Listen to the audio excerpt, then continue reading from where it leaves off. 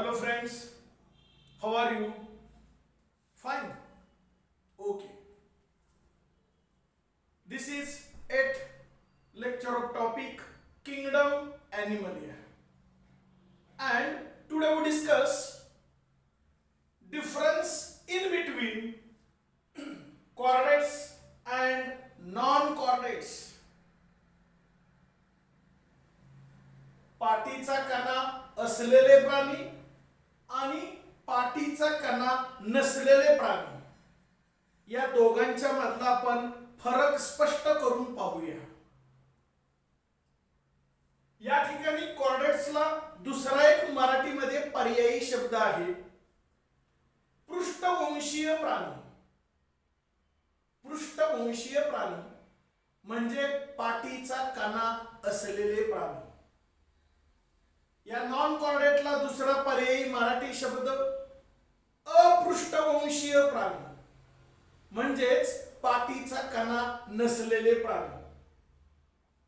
Focus on this article. Here, first point, presence of notochord during some stage of development. याचा अर्थ आपण indirectly कालच्या लेक्चरला पाहिलेला आहे. नोटोकॉर्ड म्हणजे काय? It is a dorsal tubular rod like structure which is present in mid part of the body. आपलं जे शरीर आहे त्याच्या बरोबर मध्यभागी पाठीमागच्या बाजूला एक रॉड सारखं स्ट्रक्चर असतं. याला आपण नोटोकॉर्ड असं म्हणतो. आणि हा नोटोकॉर्ड इथं या ठिकाणी प्रेझेंट आहे during some stage of development म्हणजे एम्ब्रियोनिक डेव्हलपमेंट मध्ये किंवा आफ्टर बर्थ जन्म घेतल्यानंतर अप टू लार्वल स्टेज थोडस मोठं होईपर्यंत हा नोटोकॉर्ड असतो. And then it replaced into vertebral column. त्याचंच रूपांतर भविष्यात त्या प्राण्याच्या शरीरामध्ये पाठीच्या कण्यामध्ये रूपांतर होतं. म्हणजे notochord is replaced into vertebral column. म्हणून तर याला आपण कॉर्डेट्स म्हणतो. पाठीचा कणा असलेले प्राणी म्हणतो. Is it clear? काय सांगितलं या ठिकाणी? presence of notochord during some stage of development. इथं मात्र काय? notochord absent. इथं dorsal tubular rod like structure that is nothing but notochord totally absent. अजिबात त्याचं अस्तित्वच दिसणार नाही. हा पहिला मुख्य फरक असेल. Then chordates have dorsal hollow nerve cord. chordatesला काय?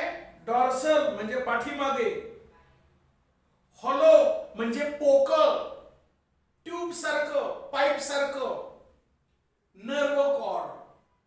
नर्व कॉर्ड म्हणजे इट इज हायली सेन्सिटिव्ह, संवेदनशील भाग असतो. In future it replaced into our nervous system. आणि नर्वस सिस्टीम मध्ये मुख्य कोण येतं? ब्रेन. आणि पाठीच्या मणक्याच्या आतून जी पोकळ नलिका असते त्याला काय म्हणतो? Spinal cord. हा स्पायनल कॉर्ड आणि ब्रेन ह्या दोघाला मिळून काय म्हणतो आपण? Central nervous system. आणि हा जो काय स्पायनल कॉर्ड आहे किंवा नर्वस सिस्टीमचा पार्ट आहे हा डेव्हलप कोणापासून होतो? Here this nerve cord. आणि म्हणून या ठिकाणी काय म्हटलेलं आहे पहा? कॉर्डेट्स हॅव डॉर्सल पाठीमागच्या बाजूला, हॉलो म्हणजे पोकळ, nerve cord it is present. इथं मात्र काय सांगितलंय? नॉन कॉर्डेट्स हॅव व्हेंट्रल पुढच्या बाजूला, व्हेंट्रल सॉलिड म्हणजे भरीव लाईक ए चॉक. खडू जसा पूर्णपणे भरीव आहे, सेम चॉक लाईक. व्हेंट्रल म्हणजे पुढच्या बाजूला, सॉलिड म्हणजे भरीव, नर्व कॉर्ड.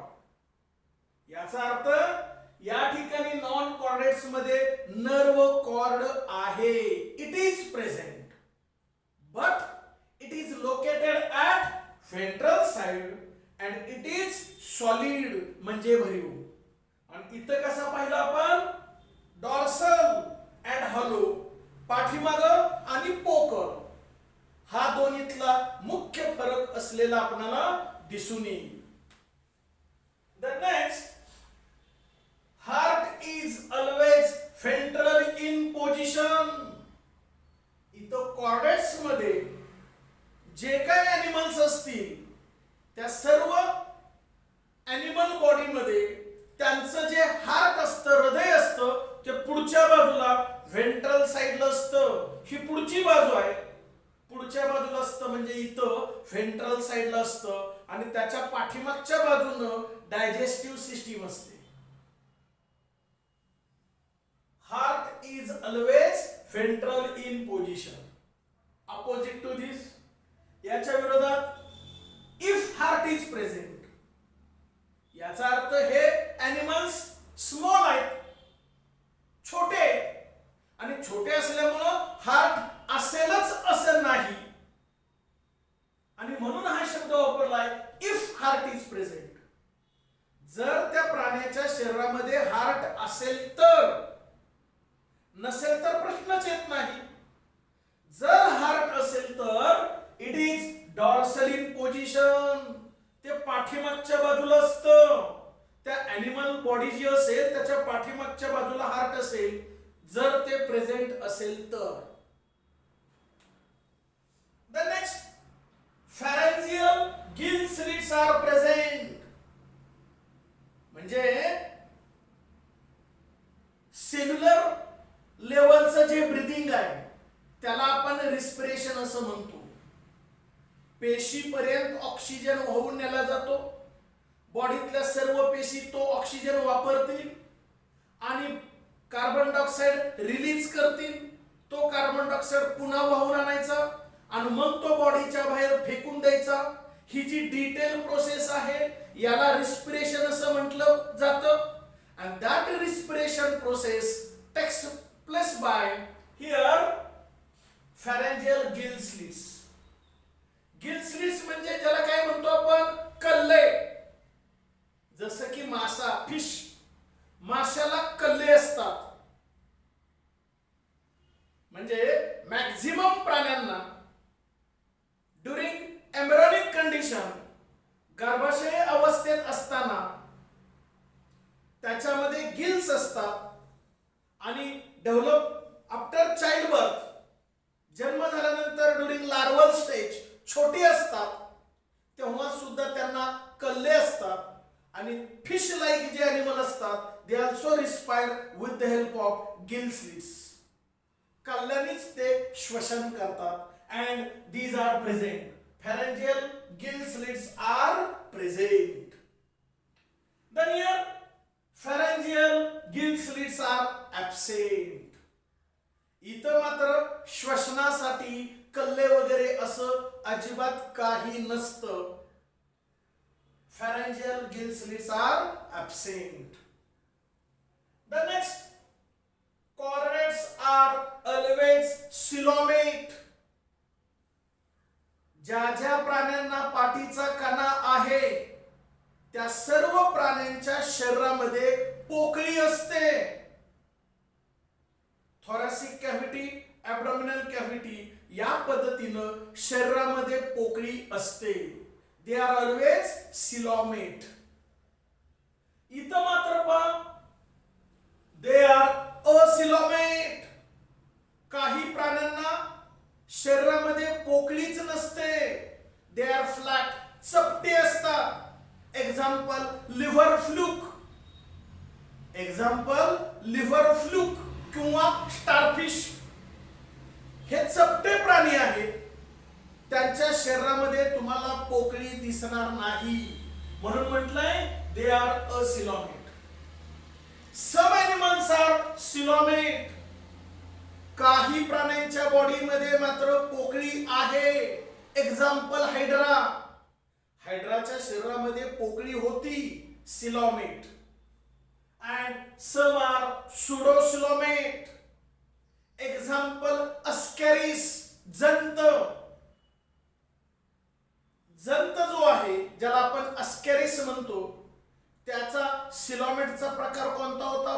पोकळीचा सुडोसिलोमेट.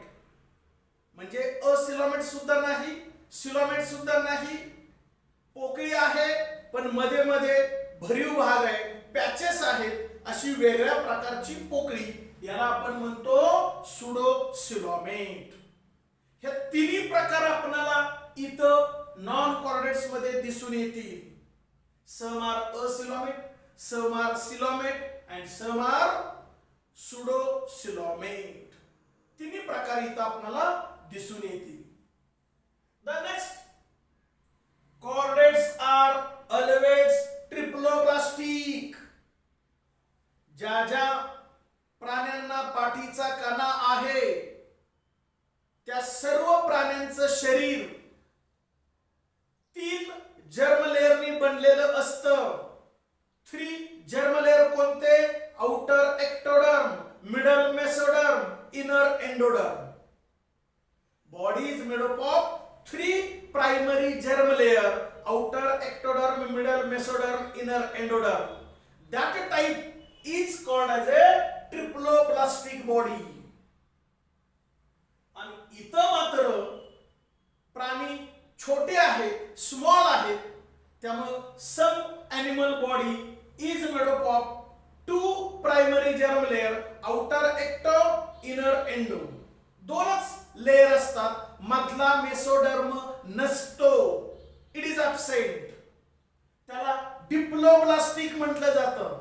म्हणजे some animal body is diploblastic and some animal body is made up of 3 primary germ layer. त्याला काय म्हणायचं? Triploblastic.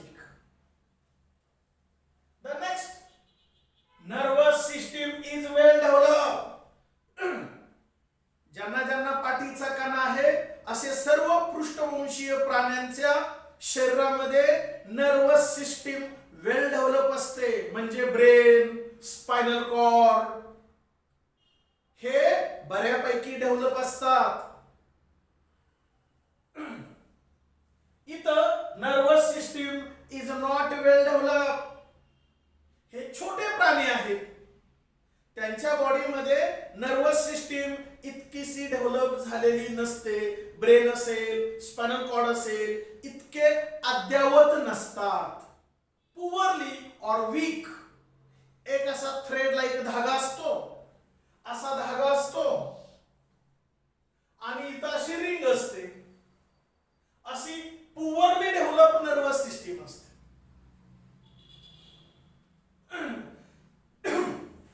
The next, circulatory system is closed type. रक्ताभिसरण संस्था ही बंदिस्त प्रकारचे. बंदिस्त म्हणजे कसं? Blood carry with the help of blood vessel.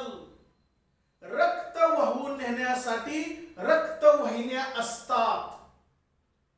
त्या प्रकारच्या सर्क्युलेटरी सिस्टीमला काय म्हणायचं? Closed circulatory system. It is present in chordates and having 2, 3, 4 chamber heart. काही एनिमल्स मध्ये 2 चेंबर हार्ट असतं. Example fish.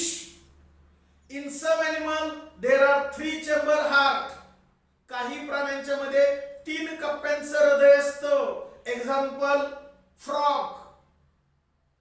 आणि त्यानंतर आपल्याला some animal consist 4 chamber heart. बऱ्यापैकी जवळजवळ जास्त प्राण्यांच्या मध्ये 4 कप्प्यांचं हृदय असतं. त्यामध्ये क्लास एव्ज म्हणजे सर्व पक्षी येतील अँड क्लास मॅमेलिया सर्व सस्तन प्राणी येतील. यांचं मात्र हृदय 4 कप्प्यांनी बनलेलं असतं. या पद्धतीचे हे कॉर्डेट्स असतील. इथं मात्र circulatory system is commonly open type. इथं रक्ताभिसरण संस्था ओपन टाइप म्हणजे कशी? Blood carrying blood vessels are totally absent. रक्तवाहिन्या नसतात. त्यामुळे काय होतं? Blood spread everywhere throughout in body cavity. शरीरामध्ये त्या प्राण्याच्या जी पोकळी असते त्या पोकळीमध्ये कुठेही कसंही रक्त प्रवाहित होतं, कारण रक्तवाहिन्या नसतात. Blood vessels are absent. That type of blood circulation is called as a open type. Then chordates have single phylum. Chordates ला एकच फायलम आहे, फायलम कॉर्डेटा.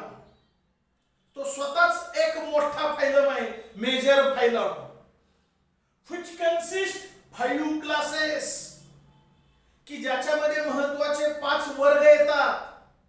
म्हणजे phylum Chordata it consist 5 classes.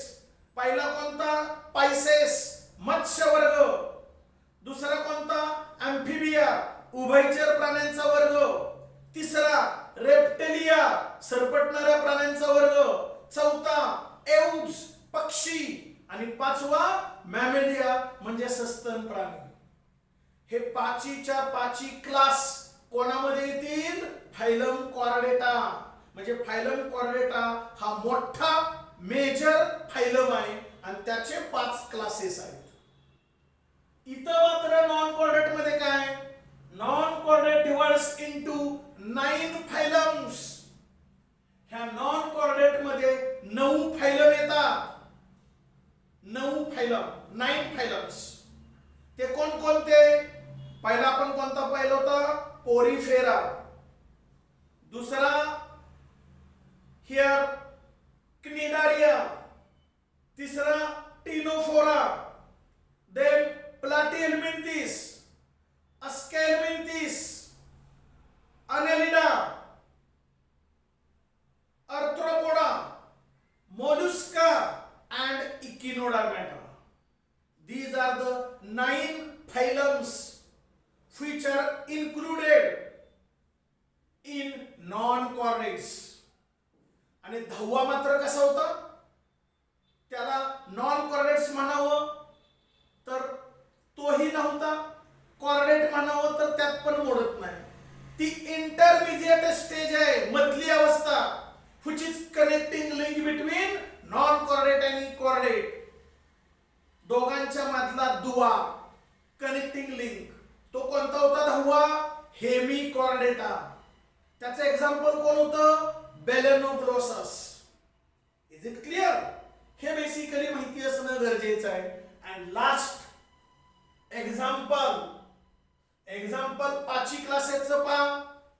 पहिला क्लास कोणता होता? पायसेस म्हणजे fish. दुसरा class कोणता होता? अँफिबिया म्हणजे उभयचर प्राणी, त्यातले एक्झाम्पल फ्रॉग. तिसरा रेप्टिलिया, त्याचे एक्झाम्पल कोण? स्नेक. चौथा एव्ज, पक्षी. कोणताही पक्षी तुम्ही घेऊ शकता एक्झाम्पल. आणि क्लास मॅमेलिया, सस्तन प्राणी. सस्तन प्राण्यामधलं कोणतंही एक्झाम्पल या ठिकाणी तुम्ही घेऊ शकता. ही सगळी एक्झाम्पल कॉर्डेट्स मध्ये येतील, पृष्ठवंशीय प्राण्यामध्ये येतील. आणि इथं नॉन कॉर्डेट्स मध्ये जे आपण 9 फायलम्स पाहिले त्याची जी एक्झाम्पल्स आहेत ती सगळी एक्झाम्पल याला इथं लागू पडतील. या पद्धतीचा महत्वाचा डिफरन्स होता, distinguish between chordates and non chordates. हे तुम्हाला तुमचं टेस्ट ट्रेल असेल, फर्स्ट टर्म असेल, ज्या काही तुमच्या 11th सायन्स मध्ये ज्या काही परीक्षा असतात त्यामध्ये हे आवर्जून विचारलं जातं. डिस्टिंग्विश बिटवीन किंवा compare in between chordate and non chordate for 4 marks. 4 मार्काला विचारलं जातं. म्हणजे 11वीला तर हे महत्वाचं आहेच. पण जोपर्यंत तुम्ही बी ग्रुपला आहात, बी ग्रुपचा अभ्यास करणार आहात, बी ग्रुप म्हणजे महत्वाचे विषय कोणते येतात? बॉटनी, झुलॉजी, मायक्रोबायोलॉजी, फिशरी, हे जे काही महत्वाचे लाईफ सायन्सचे विषय येतात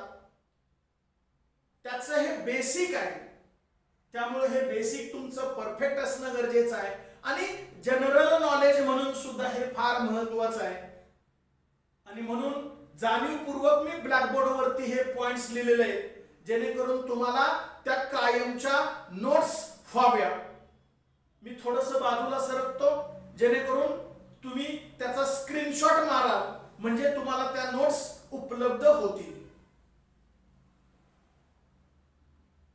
द नेक्स्ट, खरं तर आता आपण कॉर्डेट्स अँड नॉन कॉर्डेट्स यामधला फरक आपण समजून घेतल्यानंतर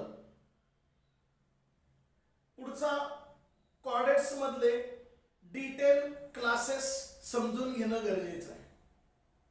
तुम्हाला पाठीमागच्या लेक्चरचं आठवत असेल, आपण सबफायलम व्हर्टिब्रेटा हा आपण एक्सप्लेन केलेला आहे आणि सबफायलम व्हर्टिब्रेटा याच्या दोन डिव्हिजन्स पाहिल्या.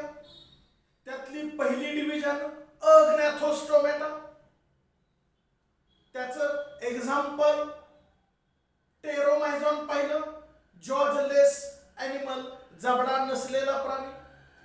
आणि दुसरी डिव्हिजन ग्नॅथोस्टोमेटा.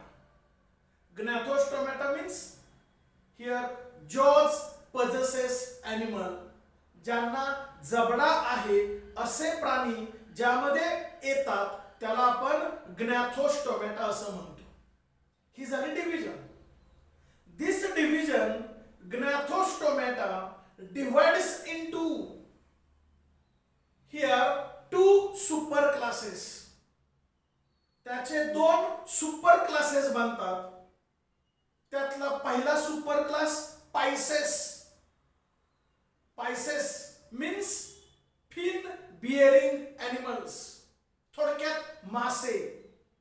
जे मासे पाण्यात राहतात आणि पाण्यात पोहत असताना त्यांना फिन म्हणजे परांचा उपयोग होतो. लोकोमोशन और swimming by fin. Fin bearing animals म्हणजे फिश, त्याला सुपर क्लास पायसेस असं म्हटलं जातं. And second super class is tetrapoda. Tetra means four, poda means appendages और लिंब, LIMB, लिंब म्हणजे हात आणि पाय. थोडक्यात चार हात आणि पाय मिळून असतात असा हा दुसरा super class. Again listen, first super class is Pisces and second super class is Tetrapoda. त्यातला पहिला जो सुपर क्लास आहे पायसेस, त्याचे पुन्हा दोन स्वतंत्र क्लासेस म्हणजे वर्ग पडतात. त्यातला पहिला क्लास कोणता असेल? खॉन्ड्रिक्टिस. आणि another second class is Osteichthyes. Chondrichthyes and Osteichthyes याचा सुद्धा आपण तुलनात्मक चिकित्सक अभ्यास करू, कारण यावरती प्रश्न तुमच्या परीक्षेमध्ये पडतो. डिस्टिंग्विश बिटवीन और compare in between Chondrichthyes and ऑस्टिक्टिस ह्या दोन्ही क्लासेस मधला फरक स्पष्ट करा. 4 मार्काला प्रश्न पडतो. हे महत्वाचं आर्टिकल आहे आणि म्हणून तुलनात्मक दृष्ट्या याचा प्रॉपर अभ्यास होणं गरजेचं आहे. So focus on this article here. Distinguish between Chondrichthyes and Osteichthyes. Actually these are the two classes of superclass Pisces. Is it clear? Okay. Here this is the rough diagrammatic representation of shark fish. त्याला दुसरं नाव आहे स्कॉलिओडॉन. स्कॉलिओडॉन. तिसरं नाव आहे dog fish. आणि आपल्याला माहिती असणारं नाव कोणतं? शार्क. ही ती रफ डायग्राम असेल. इकडं पहा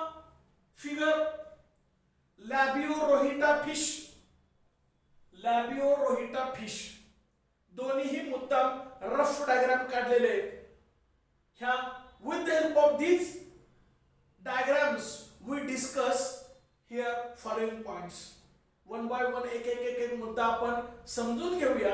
इथं डायग्राम महत्वाचे आहेत. Listen carefully. First, here class chondrichthyes are strictly marine. या वर्गामध्ये, या म्हणजे कोणत्या, क्लास खॉन्ड्रिक्टिस मध्ये येणारे जेवढे काही फिश असतात, मासे असतात, ते शक्यतो कुठे सापडतात? मराईन वॉटर, समुद्र पाण्यामध्ये सापडतात. And here class Osteichthyes including fishes are found in mostly fresh water. शक्यतो आपल्या गोड्या पाण्यात सापडतात. नियमाला अपवाद काही मराईन वॉटर मध्ये सापडतील, पण आपण एक्झाम्पल प्रॉपर कोणतं पाहिलंय? लॅबिओरोहिटा. साहजिकच हा कुठे सापडेल? फाउंड इन फ्रेश वॉटर, आपल्या गोड्या पाण्यामध्ये, म्हणजे धरणामध्ये, नदीमध्ये आपणाला हा फ्रेश वॉटर मध्ये असलेला दिसून येईल. Second, endoskeleton is cartilaginous. याच्यामध्ये जे फिश म्हटलं की मध्ये व्हर्टिब्रल कॉलम आहेच, आणि नंतर असे काटे असतात, स्पाइन्स असतात. बऱ्यापैकी सर्व विद्यार्थ्यांनी हे अनुभवलंय, पाहिलंय. मासा म्हटलं की आतमध्ये काट्याची पांजर असते. असं जे काय एंडोस्केलेटन असतं, इट इज कार्टिलेजिनस, म्हणजे लवचिक, फोल्डिंग होणार, फ्लेक्झिबल, त्याला म्हणायचं एंडोस्केलेटन इज कार्टिलेजिनस. इथं मात्र बोनी एंडोस्केलेटन. इथं आतमध्ये जी काट्याची पांजर असते ती टणक असते, बोनी असते. त्याला थोडं फोल्ड होऊ शकेल, जास्त फोल्ड करायला गेला तर मधून तो ब्रेक होईल, मोडेल. टणकपणा असतो, कठीणपणा असतो, म्हणून म्हटलंय बोनी एंडोस्केलेटन, लवचिकता नसते. Then third, skin is covered by placard scales. इथं त्वचेवरती जी खवले, स्केल्स म्हणजे खवले, ती खवले जी आहेत छोटी छोटी असतात, एकदम छोटी, व्हेरी स्मॉल, कॉल्ड एज ए placard scales. इथं मात्र आकारानं मोठी खवले आहेत, स्केल्स आहेत. त्याचं नाव काय? Cycloid scales. Skin is covered by cycloid scales. The next, mouth is ventral in position. इथं ह्या फिशचं जर ऑब्झर्वेशन केलं तर त्याचं माउथ असं खालच्या बाजूला, व्हेंट्रल इन पोझिशन. इथं मात्र नीट ऑब्झर्व केलं तर माउथ बरोबर मध्यभागी. इथं mouth is at terminal in position, बरोबर मध्यभागी. आणि इथं खाली, हा दोन्हीतला तो फरक असेल. Then caudal fin is heterocercal. ही जी शेपटी, ह्या शेपटीला कॉर्डल फिन असं म्हटलं जातं. आणि यामध्ये एक पर मोठा आहे, एक पर छोटा आहे, डिसिमिलर आहे, आणि म्हणून त्याला म्हटलं जातं हेटेरोसर्कल. हेटेरो म्हणजे डिसिमिलर, एक सारखं नाही, एक मोठं एक छोटं, याला हेटेरोसर्कल असं म्हटलं जातं. इथं मात्र कॉर्डल फिन इज होमोसर्कल. शेपटी अगदी एकसारखी आहे पहा, एका सरळ रेषा. ही जेवढी आहे तेवढीच ही असेल, सेम असेल दोन्ही, म्हणून याला होमो म्हणजे same, similar. Caudal fin is homocercal. Then 5 to 7 pairs of gill slits. इथं हे ज्या गिल दाखवलेले आहेत, हे गिल्स,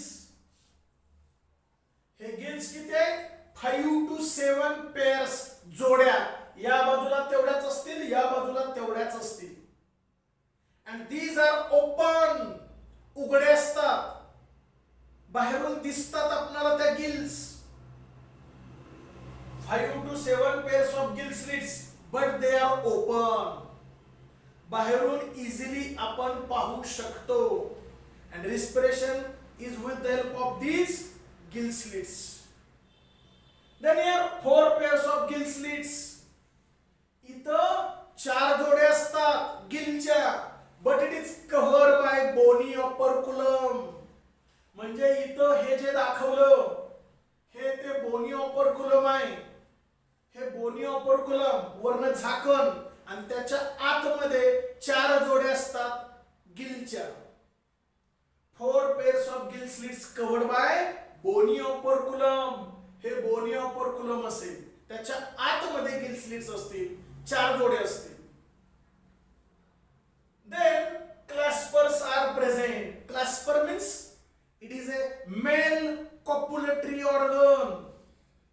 Male copulatory organ म्हणजे मेल आणि फिमेल एकत्रित येताना ज्या ऑर्गनचा उपयोग केला जातो, ज्या अवयवाचा उपयोग केला जातो, जसं की ह्यूमन बीइंग्स मध्ये पेनिस, सेम त्या पद्धतीनं इथं या फिश मध्ये इथं काय असेल, clasper is a male copulatory organ, it is present. इथं मात्र क्लॅस्पर R absent.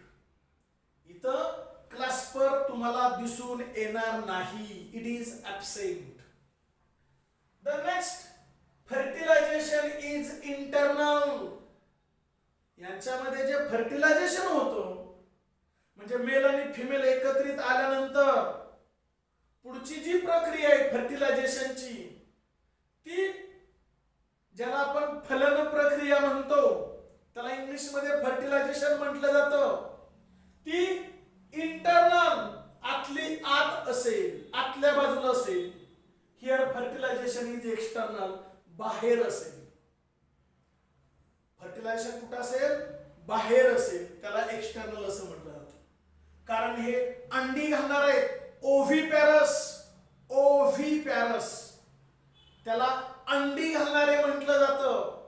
Here maximum R व्हिव्हिपॅरस, अंडी न घालणारे.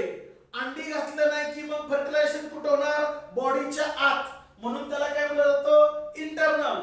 अंडी कुठं घातली जातील, बाहेर, म्हणजे फर्टिलायझेशन कुठं होणार, बाहेर, म्हणून इथं फर्टिलायझेशन एक्सटर्नल, इथं fertilisation internal. Air bladder absent, ज्याला आपण हवेची पिशवी म्हणूया, एअर ब्लडर ऍब्सेंट, म्हणून याला कंटिन्युअस पाण्यामध्ये पोहावं लागतं, तरंगावं लागतं.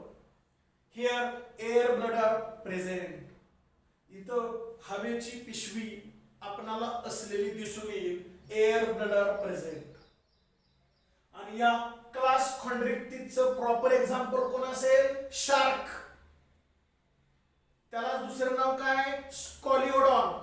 तिसरं नाव काय, डॉग फिश. हा तो शार्क, हे त्याचं प्रॉपर एक्झाम्पल असेल, क्लास खॉन्ड्रिक्टिस. आणि क्लास ऑस्टिक्टिसचं प्रॉपर एक्झाम्पल कोणतं, लॅबिओ रोहिटा फिश. त्याला शॉर्टकट मध्ये लॅबिओ म्हटलं तरी चालतं. हे दोन्हीतले फरक आहेत की जे तुम्हाला तुमच्या परीक्षेमध्ये विचारले जातात आणि तुम्हाला प्रॉपर नोट्स असाव्या, म्हणून याचा स्क्रीनशॉट मारला तरी चालेल. मी जरा थोडंसं बाजूला होतो, तुम्ही ते व्यवस्थित स्क्रीनशॉट मारून घेणं गरजेचं आहे. Okay, are you getting this? Today we discuss two differences. One is chordates and non-chordates. Another difference is class chondrichthyes and class osteichthyes. हे आज आता या लेक्चरला आपण पाहिलं. हे लेक्चर फार महत्त्वाचं होतं. तुम्हाला परीक्षेत हे दोन्ही पैकी एक कोणता तरी फरक स्पष्ट करा. 4 मार्काला आर्टिकल विचारलं जातं. Is it clear? Okay, thank you.